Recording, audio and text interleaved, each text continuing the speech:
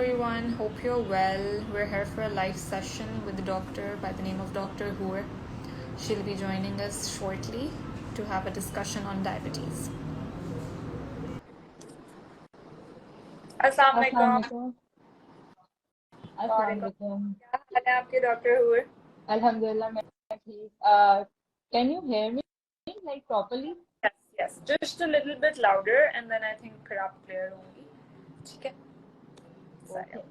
अच्छा, everyone, this is Dr. Hoor. She's been working with us since a lot of times. I'd say हमारे लिए उन्होंने बहुत सारी वीडियोस भी बनाई थी, हमारे साथ बहुत सारे लाइव सेशंस भी कर चुकी हैं in the past. You might have seen it on Find My Doctor's page. We love the work that she does. और हमें comments भी आ रहे हैं about Dr. Hoor that they are your biggest fan, which is why we organized another live session with Dr. Hoor. She will be discussing about diabetes today. तो आप लोग के जो भी concerns हो, questions हो, आप लोग please comment section में भेजिएगा. हम questions के साथ साथ आप लोग के comments और जो भी questions होंगे वो भी लेते रहेंगे. ठीक है doctor who, let's get on with the session. थोड़ा सा पहले आप अपने बारे में elaborate कर दें, आपकी जो भी practicing है, आप जहाँ भी बैठती हैं, जो भी आपका है वो बता दें और फिर let's jump into the topic. Hello everyone, this is Dr. Hoor. I am recently graduated and I just completed my house job. बस अभी house job अपनी खत्म की है मैंने और practice फिलहाल मेरा वही है कि I have completed my house job, that's it. But here for any awareness campaign I am थोड़ा here. Sorry, what? थोड़ा सा आप लैग कर रही हैं, वीडियो हैंग हो रही है बार बार. हैंग हो रही है, क्या करें फिर? I think the Wi-Fi connection, maybe just check that. अच्छा, मेरा फाइन चल रहा है, अभी भी कैसे हो रहा है? Yes. Is anyone else facing this issue? Can you tell us in the comment section if you can hear Dr. Who properly?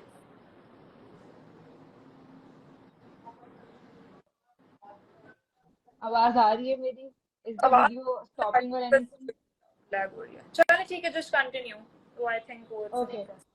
Okay, तो आज का टॉपिक हमारा डायबिटीज का है and we are going to talk briefly about diabetes. ठीक है, बीच में कोई क्वेश्चन आता रहे तो hold it till I complete and then we will ask ताकि हम लोग follow like same page पे रहें. वीडियो ब्लर है. ठीक है. Video not clear. हाँ, मुझे लग रहा है थोड़ा सा आपको I think maybe जो पोजीशन है प्लेसमेंट चेक कर लें थोड़ा सा. Position, wait, let me check. Yes, a lot of people are saying the video is blurry. We're just fixing that and then we'll get on the topic. Thank you everyone for bearing with us. Okay, so is it better now? Better, yes. like bearable? Yes. Am I going to do all पूरा live session ऐसे बैठ के? Okay, fine. ठीक है. Let's get on with it. अच्छा ठीक है doctor, वो थोड़ा सा पहले आप डायबिटीज पे एलैबोरेट कर दें, कितने डिफरेंट टाइप्स होती हैं और क्या सब होता है, नॉर्मल और फास्टिंग शुगर क्या होनी चाहिए, एंड देन फिर हम थोड़ा सा देखते हैं आगे क्या हो सकता है. Okay, let's start with the diabetes. Diabetes basically है कि I'm going to use very. एक मिनट, I'm really sorry. Okay, तो हम पहले स्टार्ट करेंगे diabetes. I am going to use layman word. ठीक है, मैं कोई मेडिकल टर्म इस्तेमाल नहीं करूंगी ताकि सबको समझ आ जाए. About the diabetes, this is just कि आपका जो शुगर है ना वो जितनी होनी चाहिए उससे ज्यादा है. ठीक है, आई am just talking about sugar in your blood, वो ज्यादा है. या फिर हम और दूसरे वर्ड्स में इस तरह से कह सकते हैं कि you are intolerance to sugar. Sugar आपका बेसिक एनर्जी जो आपको चाहिए होती है ना उसका एक बड़ा मेन न्यूट्रिएंट होता है, एक बहुत बड़ा मेन सोर्स होता है. एंड यू आर एलर्जिक या you are having problem with that item, with that sugar है, तो फिर इट्स गोना स्टार्ट वेरी मतलब ये जो है बहुत एक बड़ा कैस्केड शुरू करने वाला है जो कि आपके मल्टी ऑर्गन में प्रॉब्लम करना शुरू कर देता है. ठीक है, तो हमने पहली बात डायबिटीज बेसिकली आप यू आर इंटॉलरेंट या आपसे शुगर बर्दाश्त नहीं हुई. ठीक है, पहली बात. दूसरी बात कि डायबिटीज की कितनी टाइप्स होती है. डायबिटीज की टाइप्स तो बहुत सारी होती है, अगर हम बहुत ही ज्यादा उसके डिटेल्स में चले जाए, लेकिन बेसिक जो हम बात करते हैं वो 2 टाइप्स की बात करते हैं, एक टाइप 1 और दूसरा टाइप 2. अच्छा, can you do anything about type 1? I am not going to go very deep into type 1 because type 1 is associated with your genetical problem, या फिर ये शुरू हो जाता है बड़े ही बचपन से. तो आपको बेसिकली इसको आई वुड रिकमेंड कि if anyone is having problems with type 1 diabetes, go see your doctor, talk to them, have a very long discussion about them, because इस तरह की awareness session will be very unfair for type 1 डायबिटीज, ठीक है। लेकिन जो type 2 diabetes है, we can spread awareness about that, ठीक है, बिकॉज टाइप 2 डायबिटीज इज के you are getting insulin resistant, आप इंसुलिन रेजिस्टेंट हो रहे हो, यानी कि लेट्स स्टार्ट शुरू से, मेटाबॉलिज्म से। जब आपने कोई चीज खाई है ना, आपने ग्लूकोज लिया है, आप ग्लूकोज इन योर बॉडी, तो फर्स्ट आपके पूरे गट से जाके ना इसमें जाना है ब्लड में। ब्लड क्या करेगा? Blood is the medium, blood ने आपके ऑर्गन में पहुंचानी है ग्लूकोज। तो जो ऑर्गन या सेल है ना, दोज आर द बेसिक जगह, द हाउस जहाँ पे ग्लूकोज की मेटाबॉलिज्म होके फिर आपको एनर्जी मिलेगी। लेकिन अगर अब आप इमेजिन कि जो ग्लूकोज है आपकी ब्लड में पड़ा हुआ है, वो आपके सेल्स में नहीं जा पा रहा, वो आपके ऑर्गन में नहीं जा पा रहा, जिसकी वजह से वो जो मेन काम कर रहा था वो ही नहीं कर पा रहा, तो वो बस आपके ब्लड में पड़ा रहेगा। तो टाइप 2 डायबिटीज में क्या हो रहा है कि ग्लूकोज को जो एक मीडियम चाहिए ना सेल के अंदर जाने के लिए, that is not present, that is not working efficiently. यानी कि इसकी बहुत सारे रीजन हो सकते हैं, जैसे कि अब अगर ग्लूकोज आपके सेल्स में जा रहा है तो वो चैनल क्या है, किसके थ्रू जाएगा? हमने बड़ा एक नाम सुना है एक हार्मोन का, दैट इज इंसुलिन, ठीक है। तो यहाँ पे इंसुलिन अपना पार्ट प्ले करता है। जब भी आपकी बॉडी में जब भी आपकी ब्लड में शुगर की अमाउंट हाई होने लगती है, तो साथ ही साथ इंसुलिन भी निकलने लगती है। तो इंसुलिन का यहाँ पे पार्ट होता है कि वो शुगर को ब्लड से पकड़ के सेल्स के अंदर डंप करे या सेल के अंदर भेज दे के अब यहाँ पे आपकी मेटाबॉलिज्म स्टार्ट हो। तो टाइप 2 डायबिटीज में क्या होता है कि हम इंसुलिन रेजिस्टेंट हो जाते हैं, यानी कि इंसुलिन तो पड़ी हुई है but it is not doing it's work, यानी कि इंसुलिन अपना काम एफिशिएंटली नहीं कर रही है। Are we on the same page? Yes yes yes, that is the issue.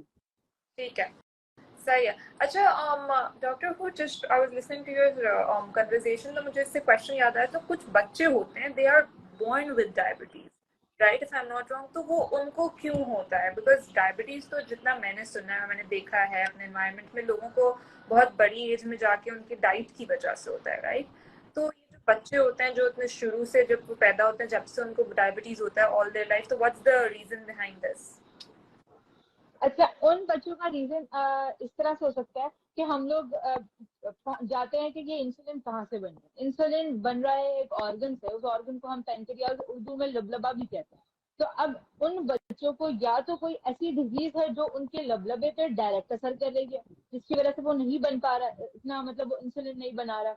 Insulin नहीं है तो डेफिनेटली उन बच्चों को हाइपरग्लाइसीमिया ही हो जाएगा, क्योंकि वही डेफिनेटली वही वाली बात है कि अगर इंसुलिन नहीं है तो शुगर कंट्रोल नहीं है, इसलिए बच्चों को होता है। लेकिन it is very very very rare कि बच्चों में हाइपरग्लाइसीमिया या डायबिटीज देखा जाए। हाँ, ये जो टाइप 1 डायबिटीज होती है वो भी आपके एक यंग एज में आके शुरू होती है, जैसे if your child, if your young adult, उसमें आकर टाइप 1 डायबिटीज भी शुरू होती है। बच्चों में जो ज्यादा कॉमन है ना, दैट इज हाइपोग्लाइसीमिया, यानी कि शुगर की अमाउंट कम हो जाना।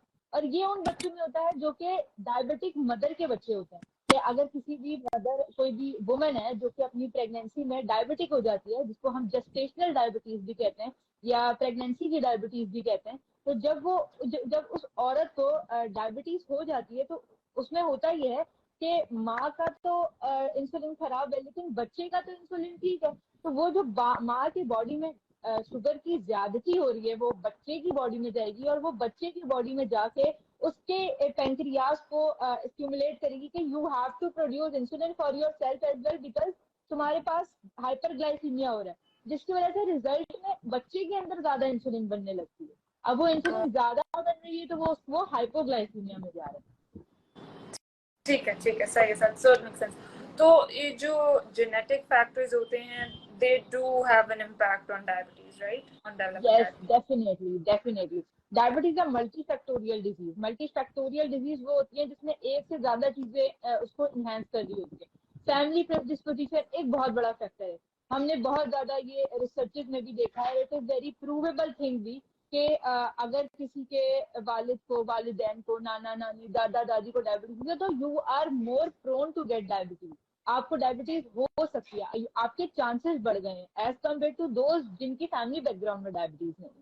फिर दूसरी मल्टी फैक्टोरियल डिजीज में मतलब मल्टी फैक्टोरियल की बात की ना, तो अदर फैक्टर हमारे पास आ जाता है योर ओन लाइफ स्टाइल। इसका इतना बड़ा और इन्फ्लुएंस है, इतना बड़ा इन्फ्लुएंस है डायबिटीज में कि ये आपकी फैमिली प्रीडिस्पोजिशन या आपकी फैमिली इन्फ्लुएंस से भी ज्यादा ओवरवेलम कर देता है उस चीज को। So if you're only sedentary and if you're only having very sugary items high in carbohydrate, you will get diabetes eventually. ठीक है सर। अच्छा, so everyone who's constantly messaging us कि please answer our questions, we will answer your questions, we will take your questions shortly। पहले हम थोड़ा सा discussion कर लें डॉक्टर हु से डायबिटीज के बारे में, जो सारे चीजें होती हैं डायबिटीज से रिलेटेड वो थोड़ा डिस्कस कर लें, एंड देन वील टेक। अच्छा डॉक्टर, इसके अलावा मुझे इस टॉपिक को लेके my father, so what are some symptoms or precautions that I as his daughter should be taking, my family should? अच्छा, as a daughter for your father? No, as like मतलब मुझे क्या precautions लेने चाहिए कि मुझे डायबिटीज डेवलप नहीं हो, बिकॉज ऑब्वियसली अगर मेरे आ गया तो। हाँ, सबसे पहले तो जैसे एज आई टोल्ड के sedentary lifestyle, even के daily 30-minute walk, I'm not talking about very heavy exercise, I'm not talking about heavy weight lifting, मैं सिर्फ एक बेसिक वॉक की बात कर रही हूँ, नॉट इवन ब्रिस्क वॉक, सिर्फ एक बेसिक वॉक। अगर हम 30 to 40 मिनट्स अ डे वो नॉर्मल वॉक भी अपनी लाइफ के अंदर एंटर कर लें, तो हमारे जो डायबिटीज के चांसेस हैं वो बहुत सारे फोल्ड कम हो जाते हैं, only if we enter a walk, a simple walk in our lifestyle. उसके बाद अब हम बात करते हैं डाइट की। बहुत सारे लोगों को मैंने देखा है कि डायबिटीज ना हो, शुगर्स को बिल्कुल रिस्ट्रेन कर रहे होते, बिल्कुल मना नहीं, शुगर नहीं खानी, कुछ भी हो जाए शुगर नहीं खानी। That is a good thing, अच्छी बात है, आपको शुगर नहीं खानी, वेरी गुड। लेकिन साथ साथ they are having fast food, तो वो फास्ट फूड के अंदर भी आपके पास बहुत सारा सिंपल कार्बोहाइड्रेट होता है। यहाँ पे एक चीज मैं डिफाइन करना चाहूंगी कि we have simple and complex carbohydrates. Simple ठीक है। कार्बोहाइड्रेट्स आर दोज कार्बोहाइड्रेट्स जिन्होंने आपकी बॉडी में जाते के साथ ही ग्लूकोज आपको प्रोवाइड करना है, और आपको एक, जिसको हम कहते हैं ना शुगर रश, उसने आपको फौरन जाके ग्लूकोज प्रोवाइड करना और इंसुलिन को हाई कर देना। That is simple carbohydrates. ठीक है, दूसरे हमारे पास कार्बोहाइड्रेट्स आते हैं कॉम्प्लेक्स कार्बोहाइड्रेट्स, जो कि आपकी बॉडी में जाएंगे, थोड़ी देर रुकेंगे, उनकी डाइजेशन को थोड़ा टाइम लगेगा। ठीक है, और फिर वो कभी जाके जो है एक वक्त के बाद जाके थोड़ा थोड़ा करके डाइजेस्ट होते रहेंगे, तो वो आपको इंसुलिन का इतना ज्यादा रश नहीं देंगे, आपकी ब्लड के की जो ग्लूकोज है वो इतना ज्यादा बढ़ाएंगे नहीं। तो हम फूड को ना डिफ्रेंशिएट करते हैं on the basis of their glycaemic index as well, कि कुछ फ्रूट्स भी जैसे हमारे पास होते हैं जिनका ग्लाइसेमिक इंडेक्स बहुत हाई होता है, और कुछ फ्रूट्स होते हैं, फल, जिनका ग्लाइसेमिक इंडेक्स कम होता है। जैसे अगर मैं बात करूँ एप्पल, उसका ग्लाइसेमिक इंडेक्स कम है, यानी कि उसको आपकी बॉडी को थोड़ा टाइम लगेगा डाइजेस्ट करने में। लेकिन एज कम्पेयर अगर हम उसी के कंपैरिजन में मैंगो को रखें, तो mango is a very sweet fruit, वो आप जैसे खाएंगे आपकी बॉडी, आपकी जो ब्लड शुगर है वो फौरन राइज करेगी। तो इस तरीके से हमें इन सब में भी डिफ्रेंशिएट करना चाहिए। When you are pre-diabetic, predisposed to diabetes, or even if you are a diabetic। तो अब हमारे पास जो फास्ट फूड आता है उसमें white bread full of simple carbohydrate, वो आपकी बॉडी में जाएगी, आप फौरन आपका शुगर बढ़ा देगी। अच्छा, उसके बाद rice as well, they also are high glycaemic index, उनके पास भी होता है। तो इसी तरीके से आपको कोई डाइटिशियन या न्यूट्रिशन आपको इस बारे में ज्यादा बेहतर बता सकेगा, लेकिन मैंने एक कॉन्सेप्ट दिया कि इट्स नॉट ओनली शुगर जो हमें, जिसको हमें अवॉइड करना है, it's a lots of things जिनको हमें अवॉइड करना है। हम इस तरह की कोई भी चीज खा लेते हैं, हमारा शुगर बढ़ जाएगा, वो कंट्रोल नहीं होगा, तो that is going to get problem. ठीक है, ठीक है। पर डॉक्टर वो मतलब फिर देखा जाए तो आपकी तो डाइट की, मतलब अगर मैं जैसे रोटी की बात करूं, चावल की बात करूं, ब्रेड की बात करूं, हर चीज में शुगर है, तो फिर इंसान किस हद तक अवॉइड कर सकता है, you know what I mean, कितना वो अवॉइड करे? हमें हर चीज का ऑल्टरनेट ढूंढना होता है, हर चीज का ऑल्टरनेट। ठीक है, जैसे व्हाइट ब्रेड का ऑल्टरनेट ब्राउन ब्रेड नहीं है, रोटी है, अच्छा, सिंपल रोटी। आप रोटी को खाओ, कम खाओ। ठीक है, अच्छा, अब जो डायबिटीज के लोग जो होते हैं, जिनको हम डायबिटिक्स जो होते हैं, उनको जब हम डाइट प्लान बना के देते हैं, हम उनको डाइट उनकी जो पूरी दिन की कैलोरिक इनटेक है ना, उसको छोटे छोटे बाउट्स में तोड़ देते हैं। ठीक है, अब उससे होता यह है कि मल्टीपल इंसुलिन स्टिमुलस मिल जाता है। आप समझ रही हैं, जैसे कि अब अगर आप 3 दिन के 3 मील ले रहे हैं, हैवी मील दबा के खा रहे हैं 3 दफा, तो that is not going to help you with your diabetes. आपको एक दफा इंसुलिन सर्ज मिल रहा है, एक ही दफा। हम इन डायबिटीज वालों को बीच बीच में स्नैकिंग भी देते हैं, ताकि छोटी छोटी थोड़ी थोड़ी अमाउंट में विद रिपीटेड इंटरवल्स, ताकि स्नैकिंग मिलेगी तो आपको इंसुलिन सर्ज मिलेगा।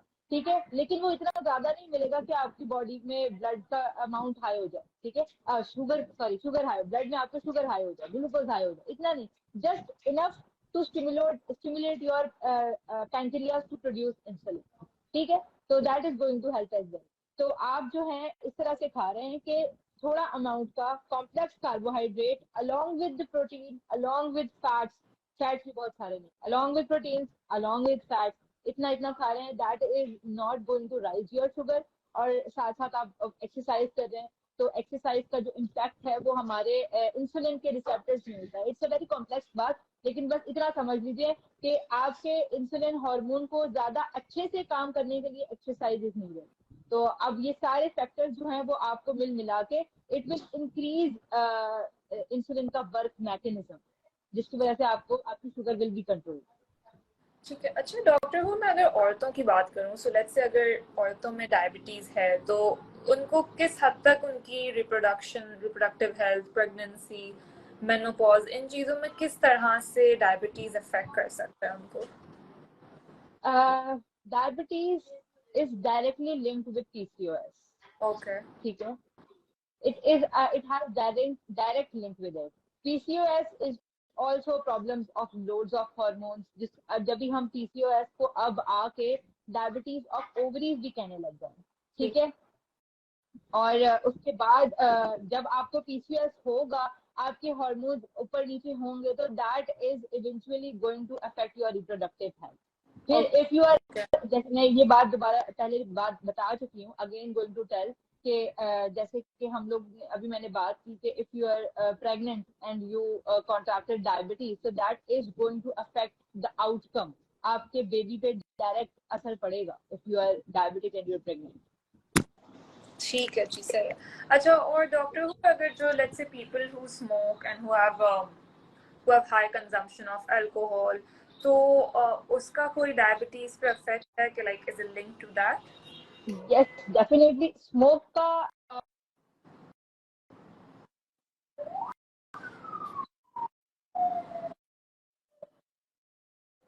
We lost you, I think, doctor. Simple बात बता दूं मैं, I am not going into mechanism because बार बार मेरे जबान पे आ जाते हैं mechanism. Smoke is going to make your blood vessel weak. ठीक है, आपकी ब्लड वेसल्स को, आपकी शरियानों को कमजोर कर देता है स्मोक। एंड डायबिटीज यानी कि जो ग्लूकोज आपके ब्लड में पड़ी हुई है, that is also going to do the same thing. तो इसका मतलब है कि if you are smoker and if you are diabetic, आपके हार्ट अटैक, आपको मायोकार्डियल इंफार्क्शन के जो चांसेस हैं दे आर आसमान पे छू रहे हैं। ठीक है, दूसरी बात हमारे पे है अल्कोहल। अल्कोहल की जिस एंजाइम हमारी बॉडी के जिस मेटाबॉलिक एंजाइम पे असर कर रहा है, that is the same enzyme जो आपको ग्लूकोज की मेटाबॉलिज्म के लिए चाहिए। सही है, यानी कि ना तो आपका ग्लूकोज मेटाबोलाइज वो पहले ही नहीं हो रहा था क्योंकि वो सेल के अंदर नहीं जाता, आपने अल्कोहल लेके और बंद कर दिया, तो वो जो शुगर है वो वैसे ही आपकी बॉडी में पड़ा है। ठीक ठीक है, makes sense. अच्छा, so doctor, I have one major question. Can diabetes ever go away completely? No, diabetes cannot go away, it can get better. ठीक है। आप So डायबिटीज प्रॉब्लम तब करता है जब आपको बहुत सारे सिम्टम्स आने लगते हैं। ठीक है, तो you are going to control the symptoms, but you can not get away with your chance to grow them back if you are taking the sugars again. You getting it? आप अब इस चीज को स्केप नहीं कर सकते क्योंकि आपकी बॉडी में इंसुलिन इंसेंसिटिविटी है, इंसुलिन रेजिस्टेंस है आपकी बॉडी में। आपकी बॉडी को शुगर इतने मेटाबोलाइज नहीं कर सकती। अगर आप बिल्कुल इनिशियल पे हैं, suppose if anyone is pre diabetic, तो यस, आप एक्सरसाइज से और आप अपने सेडेंटरी लाइफस्टाइल को खत्म करके अपनी डाइट को बेहतर बना के इस तरफ जा सकते हैं कि आपको ओरल हाइपोग्लाइसेमिक यानी कि ऐसी दवाएं जो आपकी बॉडी में ग्लूकोज की मिकदार कम करे वो, या इंसुलिन ना लेनी पड़े, यहाँ तक हम इसको कंट्रोल कर सकते हैं सिर्फ लाइफस्टाइल से। लेकिन अगर आप ये बात तय करते हैं कि आपको दोबारा उस लाइफस्टाइल को चूज करना है या आपको दोबारा वैसी डाइट लेनी है, तो आपको डायबिटीज दोबारा हो सकती है। ठीक है, make sense. Wow, diabetes is scary now that I think about it. थोड़ा लाइफस्टाइल को चेंज करना पड़ेगा। अच्छा, डॉक्टर हु, lastly before we take on questions, I have one more question कि लेट्स से कोई है जिसको डायबिटीज है, ठीक है, तो उसको अपने शुगर लेवल्स को किस मतलब कितना रेगुलरली अपने टेस्ट करवाने चाहिए, शुगर लेवल्स को किस तरह अपने आप को चेक करना चाहिए, उस पर थोड़े से इंसाइट देते प्लीज। अच्छा, I am just going to give an overview, ठीक है, क्योंकि when you are like a diabetic, तो आप अपने डॉक्टर से मिलते तो वो आपको बकायदा एक नोटबुक देते हैं। उस नोटबुक में वो आपको बताते हैं कि आपको अपनी शुगर इस तरह से लिखनी है। So let's start with it. अगर तो हमने घर पे सबके पास एक डिवाइस होती है, सबके पास तो नहीं होती, मोस्टली लोगों के पास होती है अब आजकल जब जब अवेयरनेस बढ़ती जा रही है, तो एक डिवाइस होती है जिसको हम ग्लूकोमीटर कहते हैं, ठीक है। अगर तो हमने उस ग्लूकोमीटर पे प्रिक टेस्ट होता है, हम इसको फिंगर पे प्रिक करते हैं, जो ब्लड का ड्रॉप आता है उसको रख के जो स्ट्रिप से एक टेस्ट होता है, वहां से हमारे पास ग्लूकोज की मिकदार आ जाती है कि आपके वेनस आपकी ब्लड में कितनी है ग्लूकोज। तो वो अराउंड, अगर तो फास्टिंग कंडीशन में कर रहे हैं, यानी कि 8 to 12 आवर के फास्ट के बाद आपने वो ग्लूकोज टेस्टिंग की है और आपकी ग्लूकोज जो है वो 100 से बिलो है, तो that means you are safe. अगर वो आपकी 100 से लेके 140 तक आ रही है, तो that means you are predispose to get diabetes later in your life, क्योंकि डायबिटीज का जो है डायरेक्ट लिंक एज से भी होता है, ठीक है। और अगर इट इज बियॉन्ड 140, तो then you are diabetic, but still it's not confirm. हम लोग एक और टेस्ट करते हैं जिसको HbA1c कहते हैं। अगर वो HbA1c का टेस्ट है, that is a confirmatory test कि अब वो HbA1c 6.5 से ज्यादा है, तो now you are a diabetic. अब जब डायबिटिक होते हैं तो सबसे पहले आपको कहा जाता है कि आपने ना अपनी लाइफस्टाइल मॉडिफिकेशन करनी है। और अगर बिल्कुल जब सपोज कर लें कि 6.5 से जरा सी बड़ी है, तो वो कहते हैं कि आपने ना लाइफस्टाइल मॉडिफिकेशन करनी है और अपनी डाइट कंट्रोल करनी है, और हमारे पास आपने दोबारा आना ताकि हम दोबारा आपका टेस्ट करके देखें कि इज इट कंट्रोल्ड और नॉट। अगर तो कंट्रोल्ड होती है तो वेरी गुड, अब आपने ये अपनी अपनी सारी जिंदगी करना है, ठीक है। और साथ में अपनी ग्लूकोज को मॉनिटर करते रहना है। अब हम मॉनिटर पे किस तरीके से करते हैं, हम लोग खाना खाने से 30 या 15 मिनट पहले ग्लूकोज की मॉनिटरिंग कर देते हैं, और उसके बाद 2 घंटे बाद, खाना खाने के 2 घंटे बाद दोबारा करते हैं टेस्ट, ठीक है, क्योंकि खाना खाया है आपने आपने अपने आप को शुगर रश दिया, आपने आपकी बॉडी में जो है वो ग्लूकोज बढ़ा है, तो फिर देखते हैं कि आपका इंसुलिन कितनी हद तक काम कर रहा है, ठीक है। और यही हम 3 टाइम करते हैं, 3 दफा करते हैं, सुबह दोपहर और शाम, ठीक है। ये आपको मॉनिटर करना। अब अगर आप दोबारा आते हैं और आपका डाइट कंट्रोल भी किया है आपने, और आपने लाइफस्टाइल मॉडिफिकेशन भी किया है, कुछ लोग कंप्लाइंट नहीं भी होते, ये बात भी मैं बता दूं, कुछ लोग आते हैं और आके बस ब्लफिंग करते हैं कि हाँ हमने किया है लेकिन नहीं हुआ, तो फिर ऐसे लोगों को भी अब हम वी आर लाइक फोर्स्ड, अब हम मजबूर है कि हम इन लोगों को भी ओरल हाइपोग्लाइसेमिक वो दवाइयाँ जो सुना होगा, मेटफॉर्मिन वगैरह होती है, दिस इज वेरी गुड।